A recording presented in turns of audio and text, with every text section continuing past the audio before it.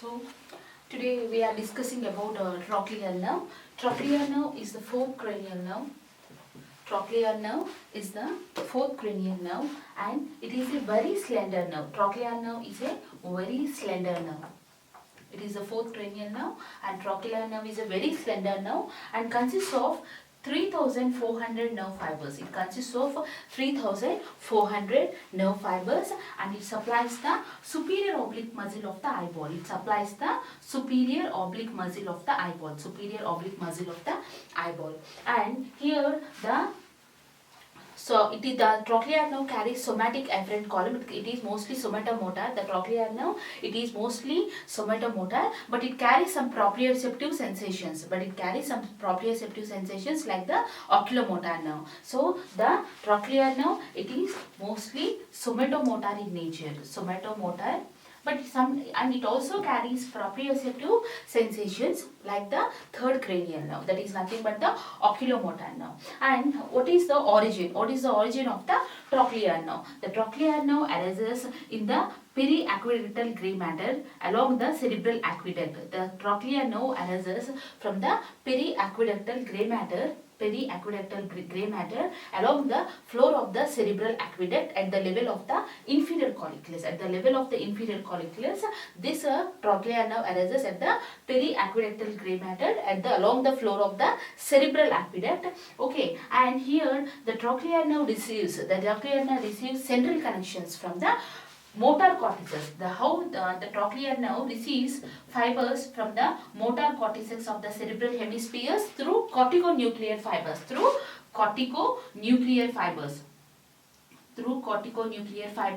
And also it also receives fibers from the medial longitudinal fasciculus also. It also receives from the fibers from the medial longitudinal fasciculus.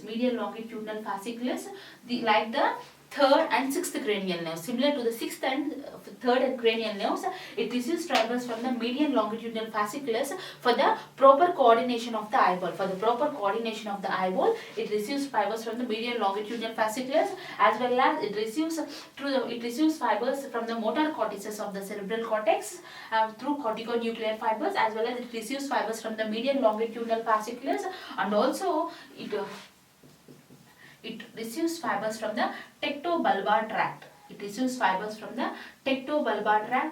connects to the visual cortex. Through the tectobulbar tract fibers, they connect to the visual cortex and they are visioprotective reflex. They are responsible for the visioprotective reflex. Okay, so the nucleus of the trochlear nerve receives fibers from the motor cortices, medial longitudinal fasciculus, as well as the tectobulbar tract. Okay, those are the central connections.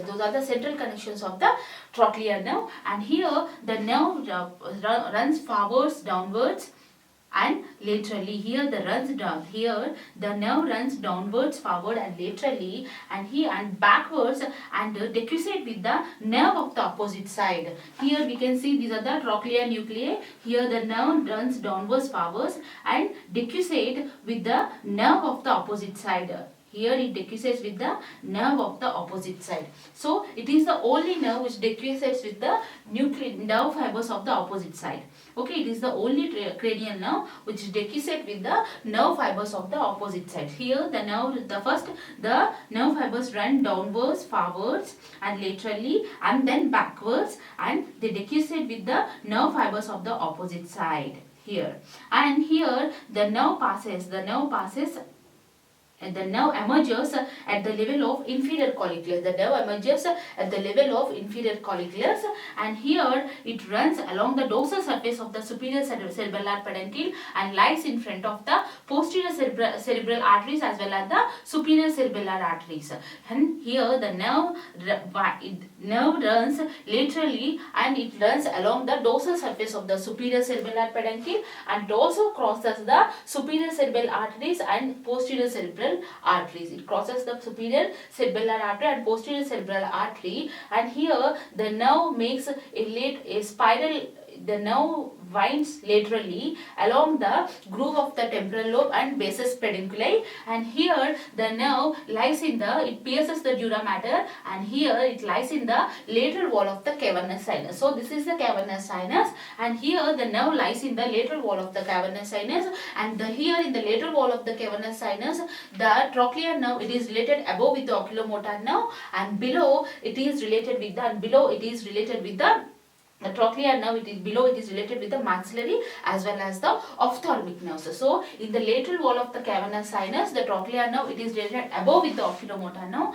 and below with the ophthalmic and maxillary nerve. We know that the ophthalmic and maxillary nerve are nothing but the divisions of the trigeminal nerve, and here the nerve runs along the lateral compartment of the superior orbital fissure outside the common tendinous ring. Here this is the superior orbital fissure. The nerve runs along the lateral compartment of the superior orbital fissure outside the common tendinous ring, and here the nerve related laterally to the frontal nerve as well as the lacrimal nerve. In the superior orbital fissure, the nerve related laterally to the frontal nerve as well as the lacrimal nerve, and here it after coming from the superior orbital fissure, and here near the, it supplies the superior oblique muscle from its orbital surface. From this orbital surface, it supplies the superior orbital muscle. Okay, so that is the course of the trochlear nerve. So the trochlear nerve arises in the periaqueductal gray matter of the midbrain, and here along the floor of the aqueduct, this is the along the floor of the aqueduct, and here the nerve emerges at below the level of inferior colliculus. The nerve emerges below the level of inferior colliculus through a depression present below the inferior colliculus, and here the nerve first runs downwards, forwards and laterally, and then backwards and decussate with the nerve of the opposite side, and then it runs along the dorsal surface of the superior cerebral peduncle and it winds laterally, and the nerve winds laterally between the temporal lobe and the basis pedunculi, and it runs forwards along the posterior cerebral and superior cerebellar arteries, and it pierces the dura mater lateral to the posterior clinoid process, and it lies in the lateral wall of the cavernous sinus. And in the lateral wall of the cavernous sinus, the nerve related above with the oculomotor nerve, and below the nerve it is related with the ophthalmic as well as maxillary nerve. And here, before entering into the superior orbital fissure, the nerve nurse laterally to the oculomotor nerve, and it enters into the lateral compartment of the superior orbital fissure outside the common tendinous ring, and here it is related laterally to the lacrimal nerve and frontal nerve. We know that lacrimal nerve and frontal nerve, they are nothing but the branches of the ophthalmic division of the trigeminal nerve, and here the nerve supplies the, and then from the orbit, in the orbit, the nerve supplies the superior oblique muscle from its orbital surface. Okay, and what are the communications of the nerve? What are the communications of the nerve? In the cavernous sinus, it communicates with the sympathetic plex. It communicates with the sympathetic nerves. We know that in the cavernous sinus we have internal carotid arteries present. In the cavernous sinus, in the internal carotid artery is present, and we know that the internal carotid artery is surrounded by a sympathetic plexus. So here the trochlear nerve, it communicates with the sympathetic nerves. The trochlear nerve, it communicates with the sympathetic nerves through the plexus around the internal carotid artery, and also in the superior orbital fissure it communicates with the lacrimal nerve. In the superior orbital fissure it communicates with the lacrimal nerve.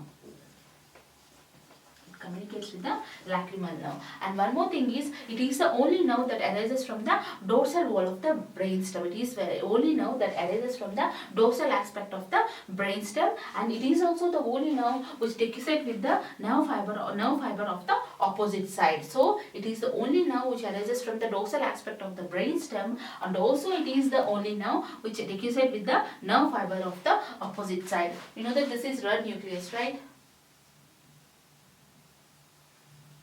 Okay, so that's about the trochlear nerve. So the trochlear nerve, it is a very slender nerve, and it consists of 3,400 nerve fibers, and here the trochlear nerve arises from the cerebral periaqueductal gray matter along the floor of the cerebral aqueduct, and here The nerve decussate with the nerves of the nerve fibers decussate with the nerve of the opposite side, and here the trochlear nerve lies in the same linear position along with the ventromedial nucleus of the oculomotor nerve, and here the trochlear nerve receives corticonuclear fibers from the motor cortices, as well as it receives fibers from the median longitudinal fasciculus, which along with the third and sixth cranial nerve for the coordination of the eyeball movements, and also it receives fibers from the tectobulbar tract, which connect to the visual cortex for the visio-protective reflex.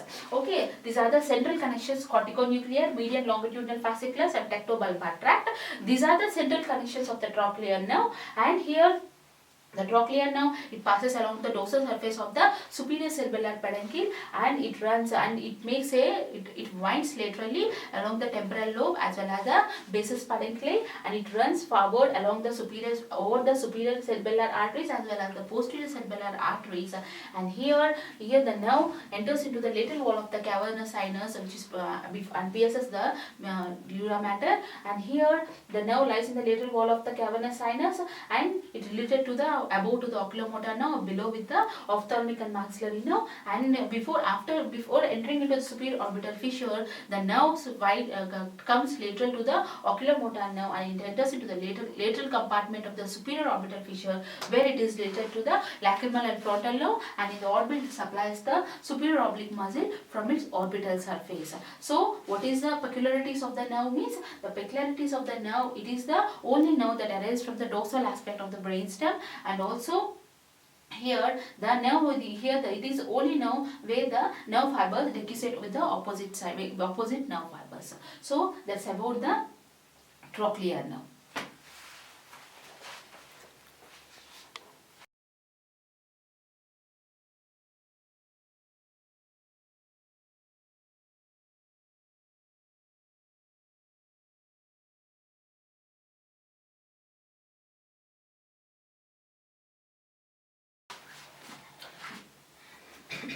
So abducent nerve, today we are discussing about abducent nerve. Abducent nerve is the sixth cranial nerve. Abducent nerve is the sixth cranial nerve, and it supplies the lateral rectus muscle. It supplies the lateral rectus muscle of the eyeball. So abducent nerve is the sixth cranial nerve, and it supplies the lateral rectus muscle of the eyeball, and it consists of about 6,600 nerve fibers, and it is the sixth cranial nerve.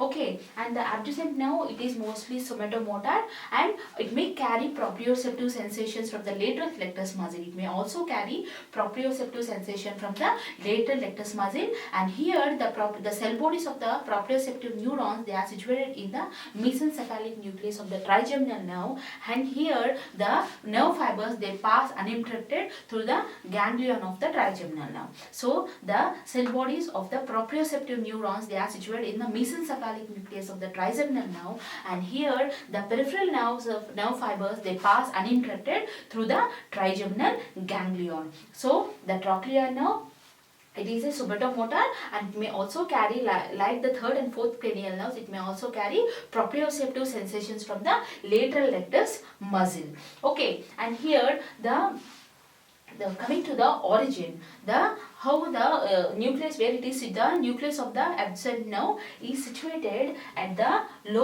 basilar part of the pons. The nucleus of the trigeminal nerve, the nucleus of the abducent nerve situated at the basilar part of the pons, below the floor of the fourth ventricle, in the facial colliculus. Below the floor of the fourth ventricle, along the dorsal part of the pons, here the nucleus of this is the nucleus of the trigeminal nerve. This is the nucleus of the abducent nerve. Here it is situated below the floor of the fourth ventricle, in the facial colliculus, in the dorsal part of the pons. At the dorsal part of the pons, below the level of the floor of the fourth ventricle, and in the facial colliculus, the nucleus of the abducent nerve is situated. And here the nucleus of the abducent nerve, it is wound round by the motor nucleus of the facial nerve. This is the motor nucleus of the facial nerve. Okay, and the nucleus of the abducent nerve, it winds round by the motor nucleus of the facial nerve. Here we know that this is the internal acoustic meatus. The facial nerve comes out through the internal acoustic meatus. Okay, the facial nerve comes out through the internal acoustic meatus along with the vestibulocochlear nerve. Yes, and along with the labyrinthine artery. Okay, so the motor nucleus of the facial nerve, it winds round the dorsal medial surface as well as the cranial end of the abducent nucleus. So the motor root of the facial nerve, it winds round the dorsomedial surface as well as the cranial end of the abducent nucleus, and this is so the abducent nucleus is wound round by the motor root of the facial nerve. And here, coming to the cell bodies, the cell bodies of the abducent nucleus, it consists of about 22,000 cell bodies are present in the abducent nucleus. 22,000 cell bodies are present in the abducent nucleus, and these are nothing but these are the multipolar neurons. These are multipolar neurons. 22,000 cell bodies are present in the abducent nucleus, and these are multipolar neurons. Out of these, some neurons are large and some neurons are small. Okay, and the large neurons constitute above. The large neurons, they form the abducent nerve, and the nerve fibers of the large neurons, they constitute the abducent nerve, which consists of about 6,600 nerve fibers. 6,600 nerve fibers of the large neurons, they form the abducent nerve. And thus, what about the nerve, and what about the small neurons? These small neurons forms the para-abducent nucleus. These small neurons, out of these 22,000 neurons, they consist of both large neurons as well as small neurons. Okay, so the large neurons, they constitute about 6,600 nerve fibers. They form about 6,600 nerve fibers, and they forms the abducent nerve. And the smaller neurons, they form the para-abducent nucleus. They form the para-abducent nucleus, through which it is connected to the oculomotor nerve. This para-abducent nucleus, it is connected to the oculomotor nerve. Okay, it is connected to the oculomotor nerve. So here, out of these 22,000 cell bodies are present. These cell bodies are the multipolar neurons, and these multipolar neurons, out of the large neurons, they form the nerve fiber, which are about 6,600 nerve fibers. They form the abducent nerve, and the remaining smaller neurons, they form the para-abducent nucleus, which is connected to the oculomotor nerve. Okay, and here we know that the nerve, it is situated in the dorsal aspect of the pons. On the dorsal aspect of the pons, the nerve is situated, and here what happens here is the nerve, it runs along the cerebellar peduncle, median lemniscus. The nerve runs along the trapezoid body. The nerve runs along the it runs forwards, upwards along the trapezoid body and the median lemniscus and the basilar part of the pons. And here the nerve runs along the dorsal aspect of the anterior inferior cerebellar artery. The nerve runs along the dorsal aspect of the anterior inferior cerebellar artery in the cisterna-pontis, and here the nerve runs along the upper border of the petrous part of temporal bone, and it winds forwards below the petrosphenoid ligament. It winds forwards below the petrosphenoid ligament, then it pierces the dura mater and it enters into the cavernous sinus. Okay, so the nerve, how the nerve emerges? The nerve emerges in the brainstem between the lower border of the pons and the upper part of the pyramid of medulla oblongata. The nerve emerges between the lower border of the pons and the upper part of the pyramid of the medulla oblongata. And here the nerve runs along the dorsal aspect of the anterior inferior cerebellar artery,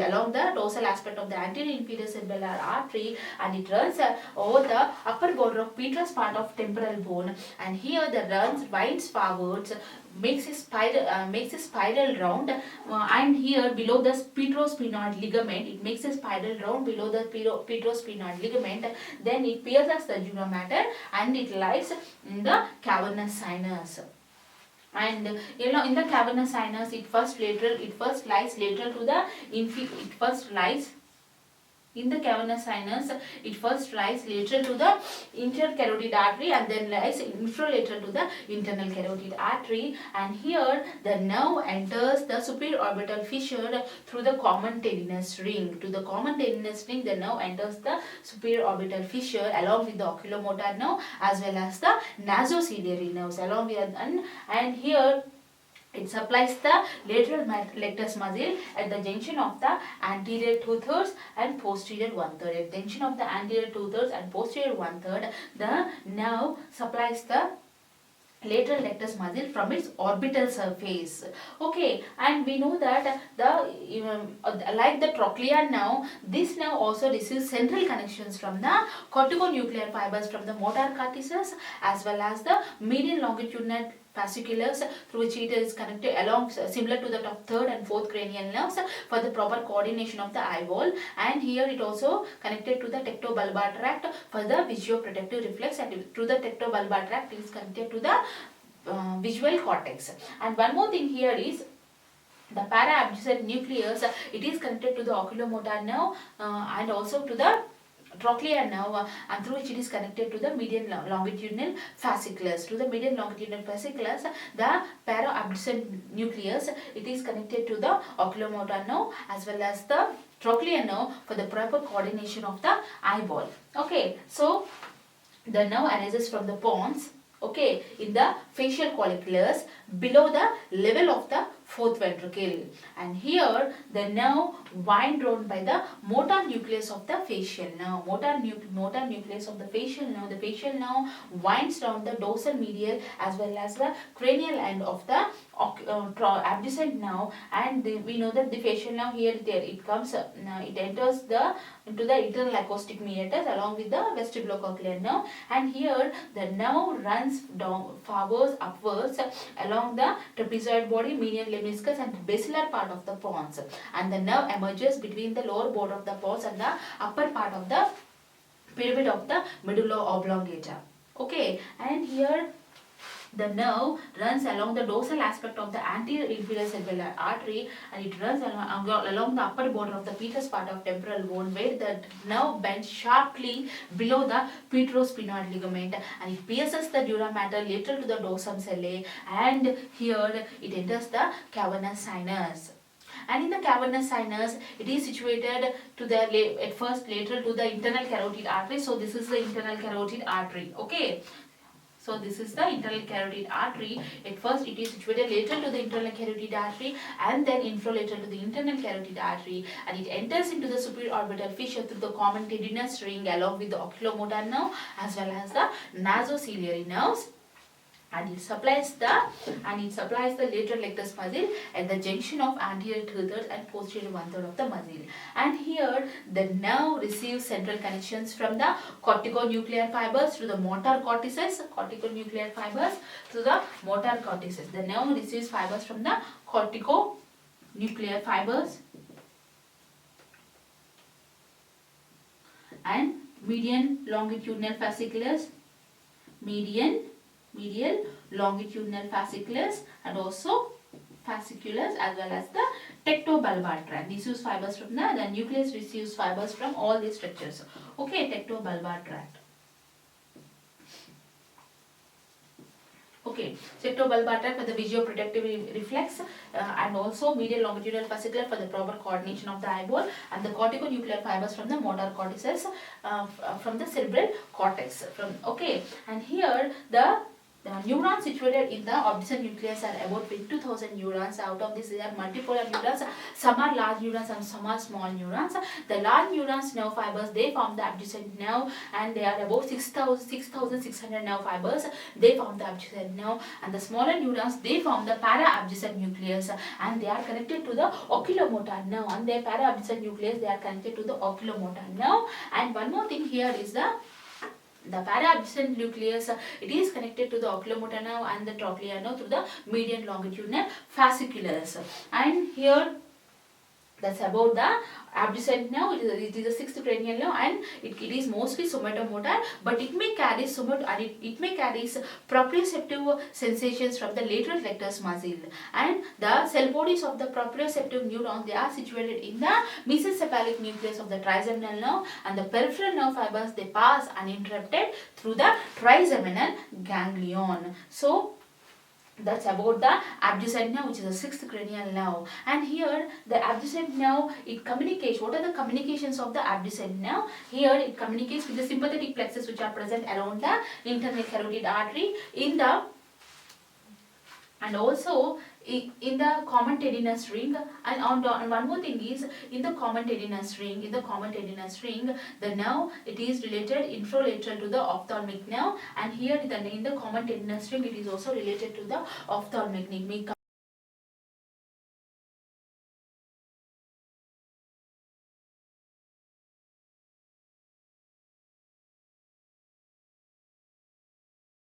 Communicates to the ophthalmic nerve, as well as in the cavernous sinus, it communicates with the it communicates with the sympathetic plexus. Okay, so the nerve, it bends here near the upper border of Peter's part of temporal bone and makes a spiral and makes a sharply bend below the petrosphenoid ligament. That is the peculiarity of the nerve. Okay, communications with the ophthalmic nerve as well as the sympathetic nerves, which form the plexus around the internal carotid artery. So that's about the abducent nerve.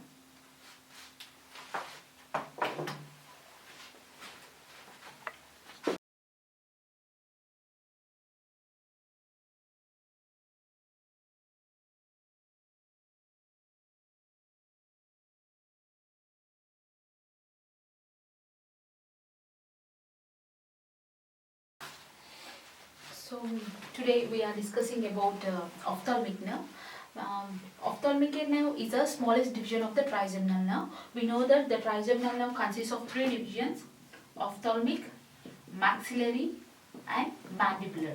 And out of these three divisions, we have discussed them in detail about maxillary nerve and mandibular nerve, while we are dealing with the pterygopalatine fossa as well as the infratemporal fossa respectively. So now we are we need to study about ophthalmic division of the trigeminal nerve. Okay, so we are division in the small. We are now learning about the smallest division of the trigeminal nerve, that is nothing but the ophthalmic nerve. So the ophthalmic nerve, it divides into three branches: lacrimal, frontal, and nasociliary. Okay, it divides into three branches: lacrimal, frontal, and nasociliary. And coming to the lacrimal nerve, it is situated in the lateral part of the superior orbital fissure. It is situated in the lateral part of the superior orbital fissure along with the trochlear as well as the frontal nerve. So this is the superior orbital fissure. This lacrimal nerve, it is situated in the lateral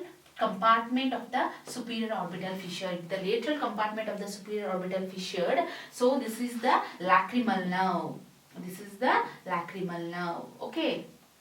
So it is situated in the lateral compartment of the superior orbital fissure along with the trochlear nerve and with the frontal nerve. And here the lacrimal nerve runs along the outer surface of the lateral rectus muscle, and here it supplies the lacrimal gland. It supplies the lacrimal gland. How? So the lacrimal nerve, it receives a twig from the zygomatic temporal nerve.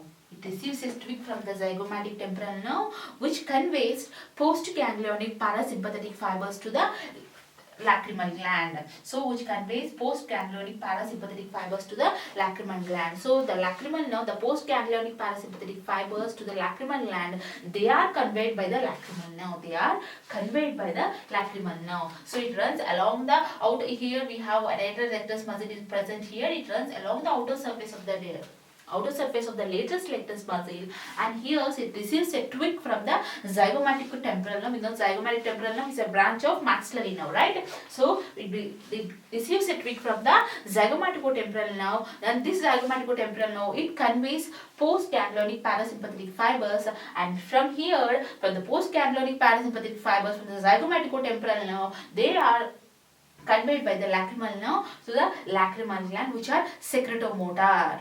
Okay, and here the lacrimal nerve, it is also carries sensory fibers from the, it also carries sensory fibers to the lacrimal gland and also conjunctiva and the skin of the upper part of the skin of the lateral part of the upper eyelid, skin of the lateral part of the upper eyelid. So it also carries branches, it also carries sensory fibers to the lacrimal gland, it also carries sensory fibers to the, apart from the postganglionic parasympathetic fibers, it also carries sensory fibers to the lacrimal gland and also to the conjunctiva and also skin of, it also supplies the skin of the upper part of the upper eyelid in the lateral part, skin of the upper eyelid in the lateral part. Okay, and that's about the lacrimal nerve. And coming to the frontal nerve. Frontal nerve is the largest division of the trigeminal nerve, and the frontal nerve, it divides into two branches.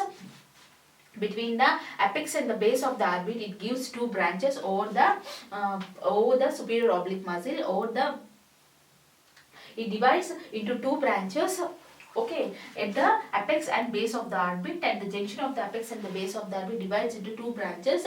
One is supraorbital nerve and next one is supratrochlear nerve. Okay, so coming to the supraorbital nerve. So the supraorbital nerve, it supplies the supraorbital nerve, it divides into medial and lateral branches, and the supraorbital nerve, it comes over the supraorbital notch here, and it comes over the supraorbital notch, and here it divides into medial and lateral branches, and it supplies the skin and subcutaneous tissue up to the vertex. It supplies the skin of the forehead and also the eyelids up to the vertex here, up to the lambdoids which are here, and it pierces the frontalis muscle here, and it supplies the skin of the forehead up to the vertex. Okay, supraorbital nerve.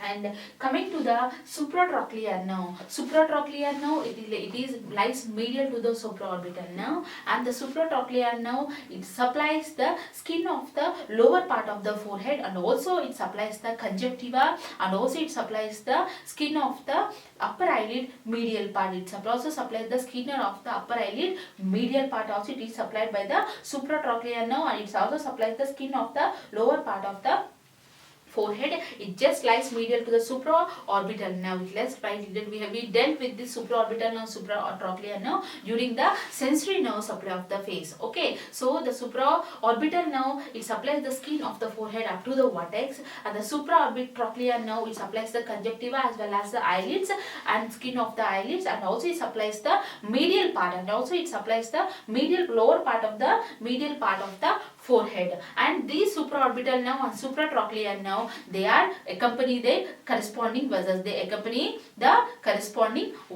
Okay. And coming to the nasociliary nerve. So the nasociliary nerve, it gives off 5 branches. So the nasociliary nerve is situated in the common tendinous ring. It comes along to the common tendinous ring, and here then it enters the orbit to the common tendinous ring. Here the nasociliary nerve, it gives a communicating branch to the ciliary ganglion. Which are sensory to the eyeball, and also this through the communicating branch, it communicates, and it also carries sympathetic nerve fibers. To the eyeball. Okay, it also carries sympathetic nerve fibers to the eyeball, and it also carries sensory nerve fibers to the eyeball. That is about the communicating branch to the ciliary ganglion. From the ganglion, short ciliary nerves arises. These are short ciliary nerves. Okay. And coming to the long ciliary nerves. These long ciliary nerves, they supply the eyeball. They carry the pain sensation of the eyeball. Temperature sensation of the eyeball, from the eyeball. And also they carry the sympathetic nerves, and also they carry the sympathetic nerve supply to the eyeball. Okay, and they carry the thermal pain sensations from the eyeball, long ciliary nerves. Okay, and coming to the infratrochlear nerve. So the intratrochlear nerve, it supplies the intratrochlear nerve, it receives a communicating branch from the supratrochlear nerve in the orbit. It supplies the nose conjunctiva, it also supplies the nose conjunctiva, and also it supplies the lateral part of the eyelid, and here it also supplies, okay, sorry.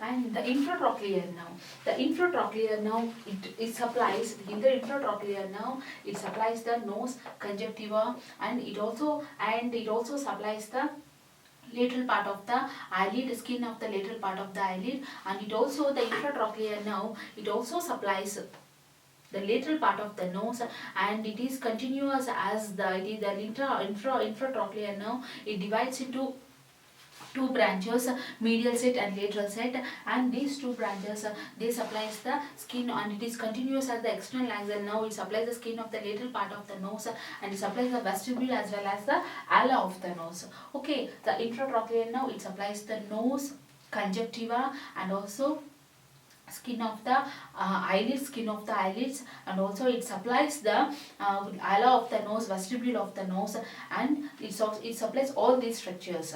And one more thing is, the long ciliary nerves, they also supplies the ciliary body, and also they supplies the iris, and also they supply the conjunctiva. The long ciliary nerve, they also supply the ciliary body, iris and conjunctiva. They also carry the sympathetic fibers from the superior cervical ganglion. They also carry sympathetic fibers from the superior cervical ganglion. And the anterior rhythmoidal nerve, it supplies the nasal septum as well as the lateral nasal cavity. It supplies the walls of the nasal cavity as well as the nasal septum. And the posterior ethmoidal nerve, it supplies the ethmoidal and sphenoidal air sinuses. It supplies the ethmoidal as well as the sphenoidal air sinuses. So the nasociliary nerve, it gives communicating branch to the ciliary ganglion, which carries sensory fibers and also sympathetic fibers to the eyeball. And here the long ciliary nerves, they supply the ciliary body, and also they supply the iris and conjunctiva.